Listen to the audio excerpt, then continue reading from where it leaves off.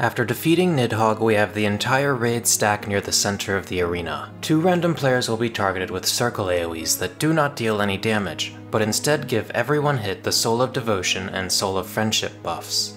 At the same time, 2 eyes will spawn. These eyes cannot be damaged without their respective buff, and dying will cause these buffs to be lost, likely leading to an Enrage.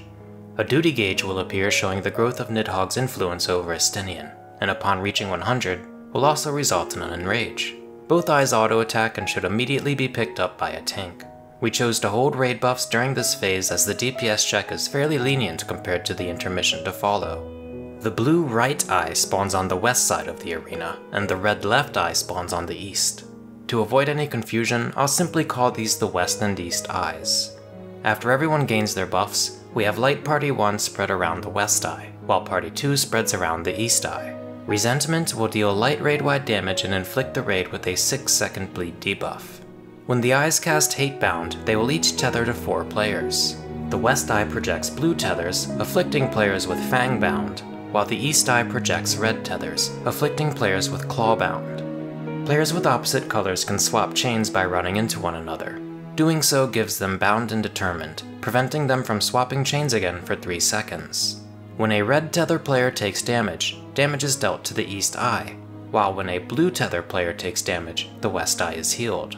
Our first objective is to ensure that all DPS have red tethers, while all supports have blue. Any player with the wrong colored tether should immediately move to the center of the arena on top of Estinian to swap. As soon as players have the correct tether color, the tanks stand north of their eyes, the healers stand south of their eyes, and the DPS stand west or east of their eyes. 2 large yellow orbs and 4 small blue orbs have appeared. After the yellow orb grows twice, the DPS pairs will walk into it together to soak the high damage explosion. Immediately following this, the melee moves north to the tank to pass their tether before collapsing under the west eye, while the ranged DPS do the same with the south healers. After receiving red chains from the DPS, the supports will pop their blue orbs after those have grown twice as well. After breaking all of the orbs, the 4 blue DPS will position beneath the west eye, while the red tanks and healers arrange on the intercardinals around the west eye at max melee. Both eyes will cast Mirage Dive, and at the end of these casts, 2 red chain players will randomly be chosen to be dived upon. These dives hit quite hard, inflict piercing resistance down, and will knock back any player's hit other than the target, and each dive hits 4 times in succession. We use a priority system for this mechanic that centers on an imaginary 12 o'clock north of the west eye. The first 2 players dived upon will make a note of whether they were the first clockwise or counterclockwise player dived upon from this imaginary point. As soon as they are dived on, the melee DPS will move out to relieve the dive 1 targets, with one melee going clockwise from 12 and the other counterclockwise. Once the melee grab chains from the dive 1 targets, the dive 1 targets move under the west eye. Dive 2 will hit next, and after these resolve we have the 2 ranged DPS use the same priority system to relieve these 2 players. The ranged DPS will pick up the red chains and the dive 2 targets will move under the west eye. Dive 3 will strike, and this is the tricky set.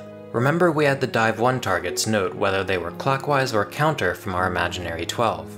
These 2 players will pick up red chains from the players hit by dive 3, and their priority will be determined by this noted direction. Once these 2 players have their red chains, the dive 3 targets will move out of the way.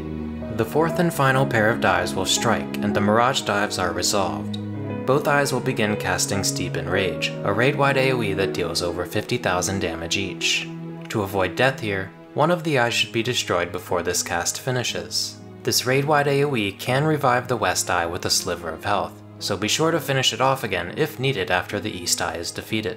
Failing to defeat both eyes before the gauge reaches 100 will result in Nidhogg regaining his power and casting Revenge of the Horde in his dragon form, wiping the raid. If both of the eyes are defeated before that point, the minstrel will turn back time to the end of Phase 1, when our dear comrade was killed. Unlike at the end of Phase 1, we now have a limit break gauge of 3 bars, and it should be full if you've preserved it since Nidhogg. Sir Cherubert will proclaim, "This ends here," and once again bind the raid inside the small circle from the end of Phase 1, beginning his cast of Pure of Heart once again. We use raid buffs here to burn Cherubert as fast as we can. Sir Zephyrin is casting Spear of the Fury, as seen on the enmity list, and as soon as that cast bar reaches the F in Fury, we have one of the tanks use Limit Break to save Haurchefant. While the Conals and Circle AoE debuffs function the same as they did at the end of Phase 1, we have the healers bait the first set. The tank LB3 will still be active, and they now have to worry about healing Haurchefant in addition to healing the raid. Haurchefant can be healed with targeted heals such as Benediction, but he is not a party member, so AoE heals and other party member only abilities won't work. We aim to get Cherubert beneath 25% HP so that the raid and Haurchefant can all survive Pure of Heart, and then begin saving resources. After Pure of Heart resolves, the Spear of the Fury becomes targetable, and must be destroyed before it finishes its cast of Pierce, saving Haurchefant and beginning the alternate timeline in earnest, whence the minstrel dreams of a future where a dear comrade might have lived.